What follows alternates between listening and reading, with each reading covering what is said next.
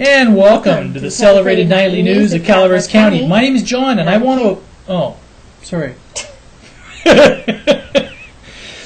Go ahead. I'm used to it. My name's John, and I'm Kim, and I want to apologize. We had a hard system about 5 minutes before we were supposed to go live, and for those of you that do a little bit of techie stuff, we had a blue screen, which means basically we had our encoding machine cratered big time. So it was a hard crash, so it got us a... Here we are. We are here, and we may be a couple minutes late on this one, but that was the reason. In fact, we were actually early. Prepared. We were actually prepared tonight, so, yes. I think it was one of those Murphy's things. I think it had to be. What does that mean? Murphy's Law. Oh, okay. Yeah, not just Murphy's. Okay. All right. Anyway, all right. Today's a special day in history, isn't it? It is, and and we're discussing this partially in honor of Marita Calloway, because Marita Calloway wanted us to talk about it. I think it definitely is worth mentioning. Yes. Today, in 1926, the 19th Amendment to the United States Constitution gave women the right to vote. Yes, it did. On August 26, 1920, the 19th Amendment to the United States Constitution prohibits each of the states and the federal government from denying any citizen the right to vote because of that citizen's sex. The right of citizens of the United States to vote shall not be denied or abridged by the United States or by any state on account of sex. There we go. Congress shall have power to enforce this article by appropriate legislation. So we have the copy of the, whatever that is, the joint resolution. The joint resolution on there? Yes. So 88 years? Yes, 88 years. Today is also the second day of the Democratic National Convention.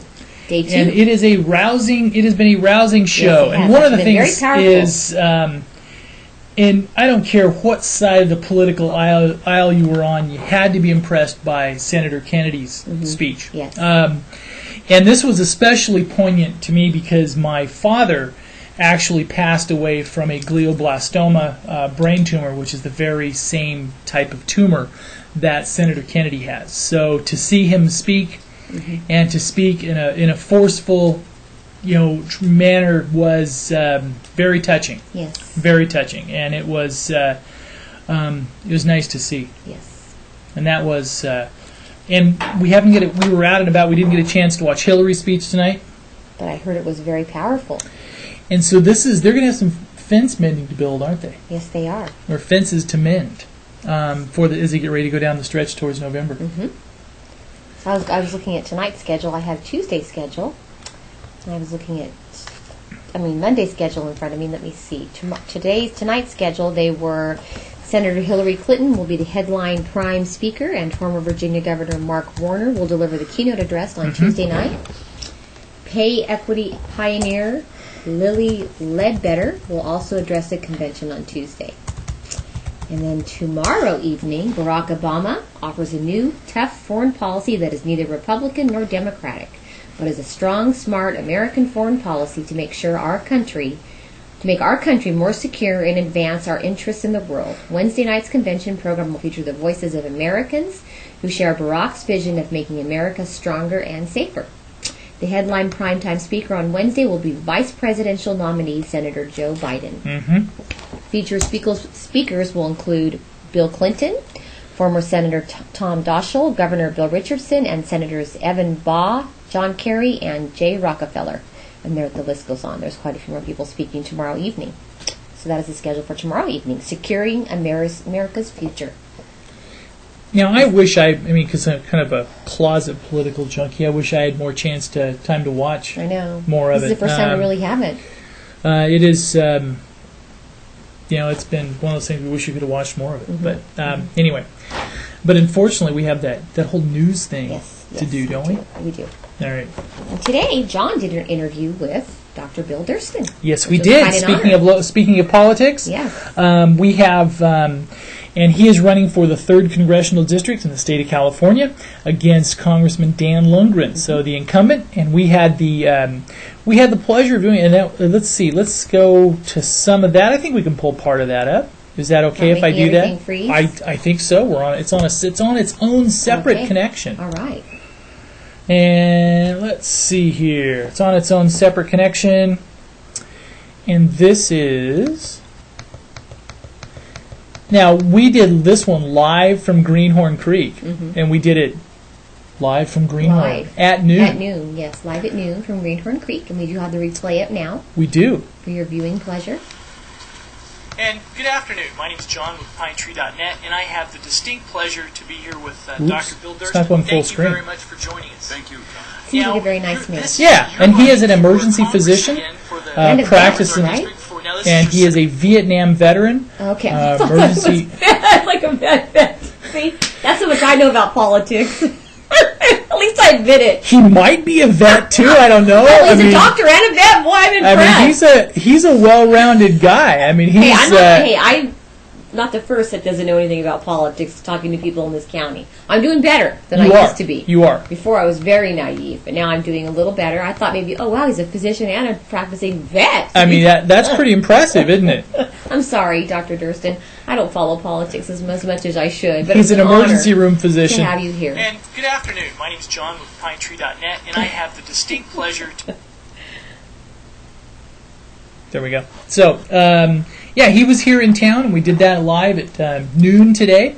And here with Dr. Bill one of the Durston. things Thank I've you always very been much impressed for with joining is us. for somebody to step up to the plate and run. This is his second run at it. It takes a lot of strength and fortitude to do it because it's easy for people to stand on the sidelines and have some comments. Exactly. But to it's actually run, to that run. takes a lot of... Yeah, it really does. Yes. The primary part of it, Sacramento Now, the Metro third region, district, we plus should our have pulled up a Calaveras map County of up it. here. If you haven't seen the For way the those- map reads, it's a very odd-shaped district. It includes all of Alpine County, all of Calaveras County, all of Amador County, but it also includes parts of Sacramento. I mean, it basically encircles Metro Sacramento. Okay. So it's a very, once you get out of our counties, it's a very odd-shaped district, All right. if that matters to you. No, It doesn't? Okay. No, All I right. mean, of course I'm interested. He seems like...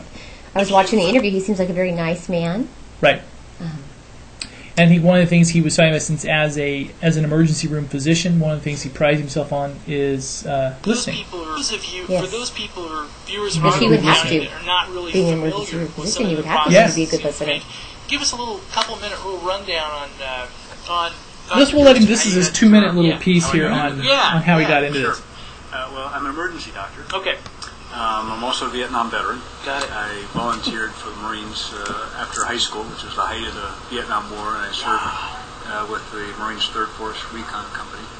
So I got a taste for what war is like. Yeah. And when I became an emergency physician, I joined an organization called Physicians for Social Responsibility. Okay. I'm at it. It was formed back in the 60s in response to the threat of nuclear war between the Soviet Union and the United States when we were asked to build bomb shelters in our backyard. Right. You're not old enough to remember that. But I'm kind of, yeah. And Physicians for Social Responsibility said a bomb shelter in your backyard is not going to do you any good in case of a nuclear war. Right. And so physicians in the United States actually got together, physicians in the Soviet Union, formed International Physicians for Prevention of Nuclear War. Okay. That helped talk some sense into governments and got some of the limited nuclear treaties that we have now, and actually won the Nobel Peace Prize for that in 1985. Oh, nice.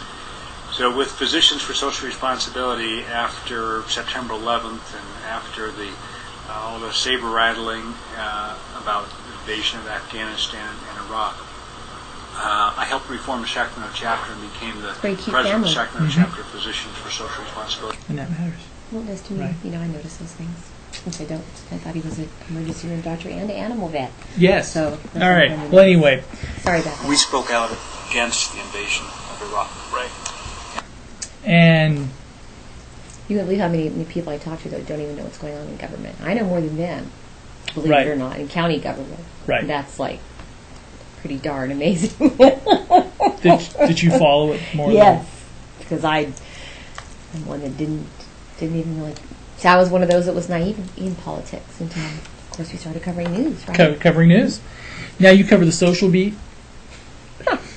Just kidding. That's not true. One of the things this morning. Yeah, on local, I do the agenda every yes, you week. do.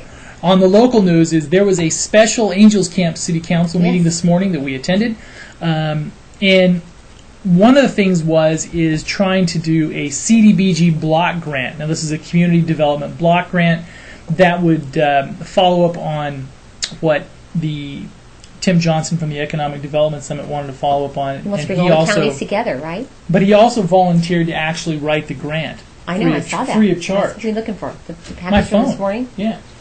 I saw the There's stuff packet. scattered. Yeah. Yeah. But there was a quote. But there was a quote here, which I thought was pretty good. Now this is from Angels Camp's mayor. Okay. All right. And this is his quote, which I thought was pretty good. Pretty cool. Uh-oh. Well, his quote was, you better apply, because if you don't apply, you never get it. Exactly. So you at least need to you try. need to try. You need to at least try. Right. So kind of like we are, we're at least trying, even if we never get it in this reporting thing, we're at least giving it a shot, right? Who says we don't get it? Just kidding. All right. Well, anyway, so they're going to back it off a couple of weeks. They're going to make put something together, whether it's Angels Camp individually or try to work something out with some of the Motherlode. Amador and Tuolumne counties. Yeah. Yes. Motherlode economic development pieces there. And the other piece today, which was in some ways a little more important, was they drafted the letter to Caltrans. Mm-hmm. Now, this is a letter to Caltrans because Mr. Wilmshurst has about a 7-acre parcel that is now completely landlocked, and that they is had along the some new Highway 49. Right? Along the new Highway 49, kind of behind parcel. If you're looking at it, where they're building the new sports complex at Bret Harte, behind Calaveras Lumber, that whole parcel that goes straight north of there to behind the health food store, behind where Blondie's used to be on the right-hand side. There's a very nice commercial parcel that is now completely blocked. Okay. And one of the things that they were looking at was going back to 2000 and some of the agreements that Caltrans made with the city. There's some language in there that leads the city to believe that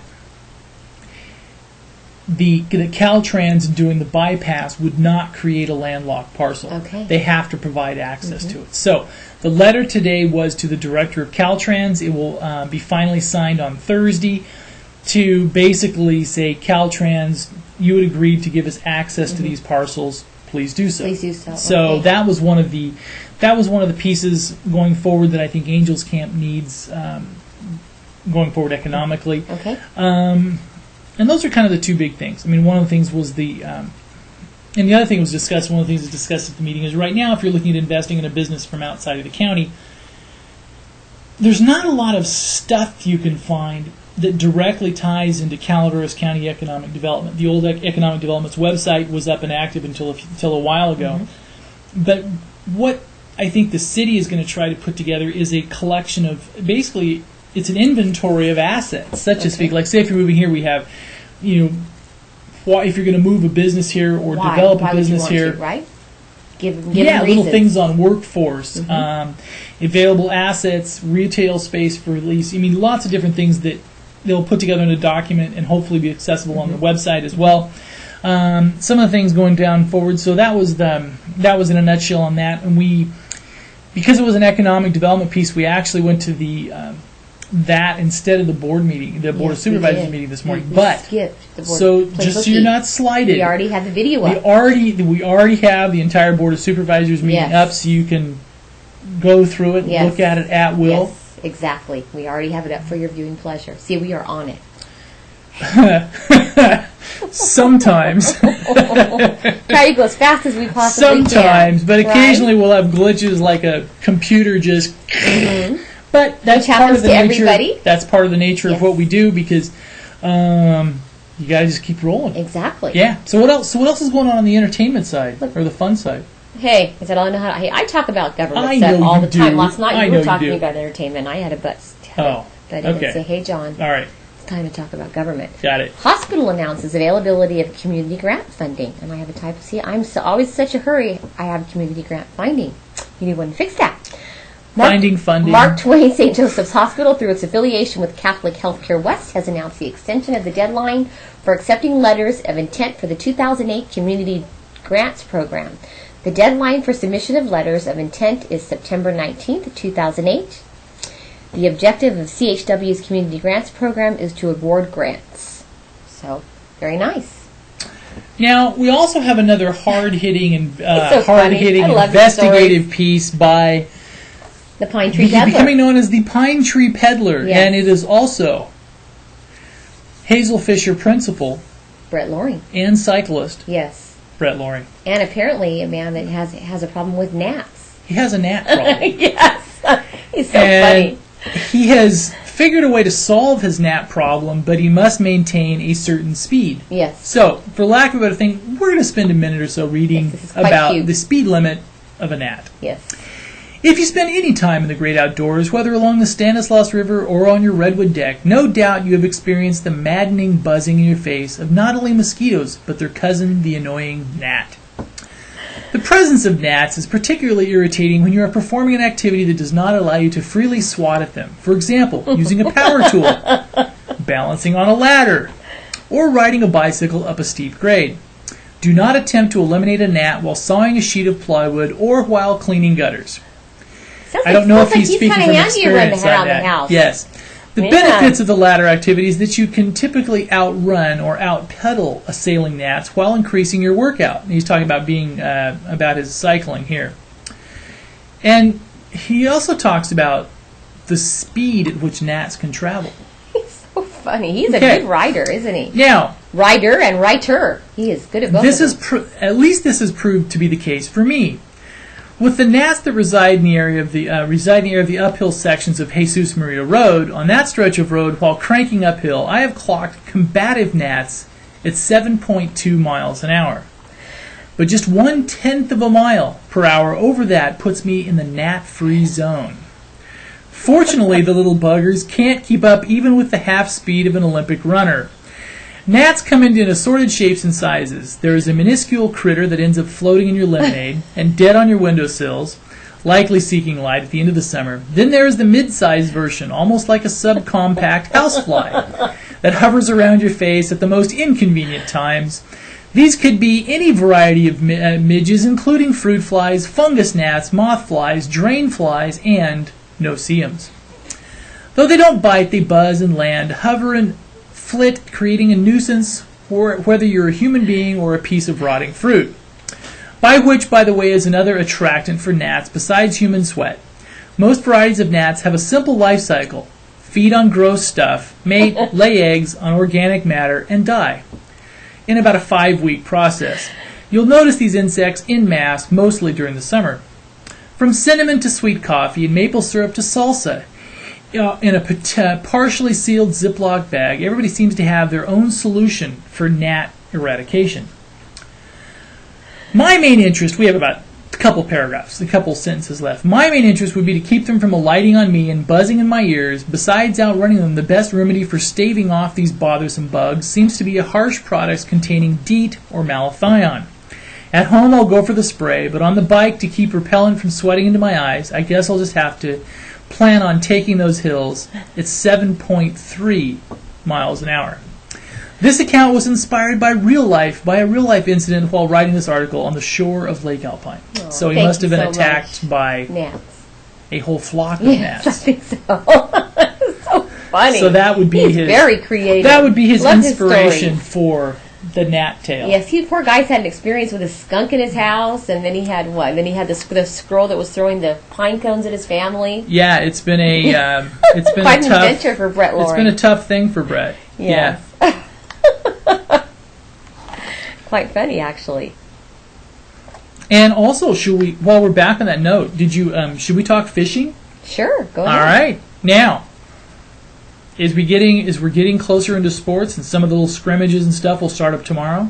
Now, this is more along the line of fishing, but this qualifies as a sport as Which well. you love to do. You love Fishing? to fish, yes. I just haven't done it in a long time. I haven't done it in a really, really Have long no time. Our time. boys have never learned. Okay. Now, this You is have the no Central time. Sierra Highway 4 Fishing Report. And this is from Bill Reynolds at the Ebbets Pass Sporting Goods Store.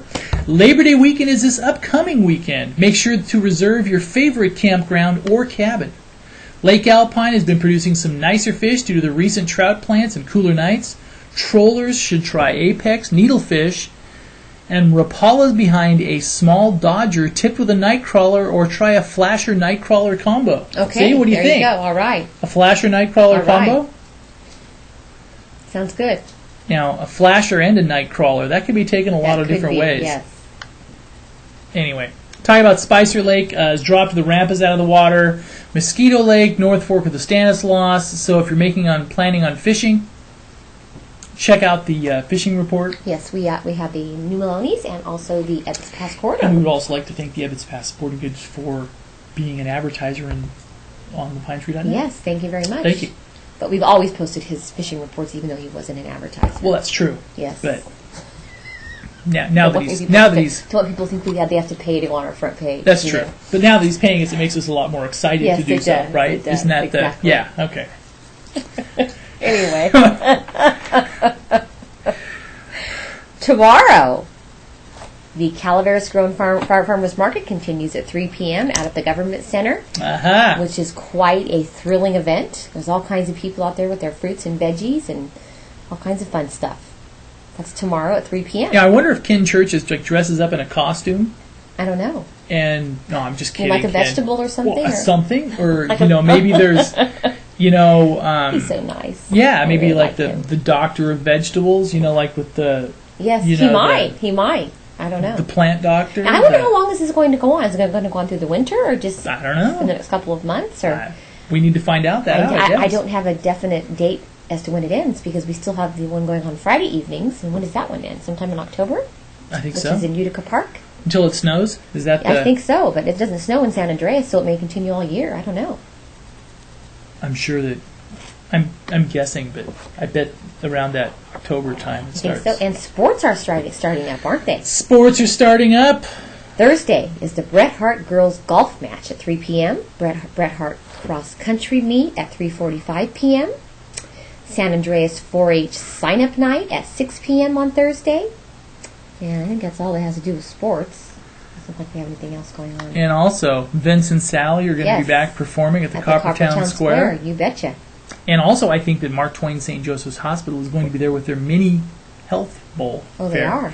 And one of the things is, Where I don't know at? if you saw on... It went on Thursday evening? yes. Okay. And one of the things is, I don't know if you've had a chance to, we did a quarterly update with Larry Cornish from Mark Twain St. Joseph's Hospital. And they do these free health screenings lots of times at the different concerts and everything else. And he was talking about one that they did in Arnold last week. They caught a man as his blood pressure was way up, and they told him he needed to see Wow. he needed really? to see his physician the next day. And he was also talking about one they did out at Ironstone last year, to where one of the men tested his blood pressure was basically they finished taking the blood pressure to needless to say They it was called like, 911 right away. you need to go see your doctor now. I was surprised yours wasn't elevated when they came out and did all your I'm just testing. a mellow, I cannot relaxed believe you. dude, Oh yeah, right? yeah, so mellow and relaxed. Yeah, it's just I never mean, uptight, never no, stressed, I'm never. just a mellow, relaxed guy. They're having an artist reception this weekend at the Harbinger Gallery with Karen O'Neill, who I love her art. I think she's very, very... This is my favorite type of art. I guess you'd call this watercoloring. Is that what it's called? I love it. It's beautiful. I wish I could afford to buy some. The Harbinger Gallery in Arnold is pleased to welcome local artist Karen O'Neill for her annual one-woman exhibit. An artist reception will be held in honor of her on Saturday, August 30th from 4 to 7 p.m. at the gallery. The Harbinger is located in Arnold Cedar Center at 1224 Oak Circle next to the Blue Coyote Cafe. And we have some beautiful pictures that were sent to us by the Harbinger Gallery of some of her art that's going to be on display. This is actually Murphy's Hotel.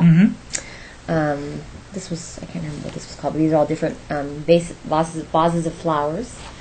And just quite lovely. The oranges, very beautiful. We'll see if we can do a better job of... I know we're not going to quite get it full-blown on and we have cable, Zero McDaniel's video from Saturday Night Up for We do. fundraiser. Like, take a look at that. So we got all kinds of video up there. You got 2.5 hours of Board of Supervisors. Yes. You can watch Zero McDaniel's You can watch speech. Bill Durston's speech. Yes, yes, exactly. Lots of video. Yeah. And we're going to have more up later, right? Us. us. Yeah, you Yeah, can watch you the can news watch again. us again. Yeah, if you Yeah, want to. I mean, not sure why you may you could watch us over and over and over Yes. again. Yeah, right? Yeah. Yeah. So are you going to show some for art, or what are you doing? I was trying to, but Okay, see, good. there it you is. go. It's beautiful. There's the art. Look at that. that Isn't that pretty? just lovely? I just think it's gorgeous. Absolutely gorgeous.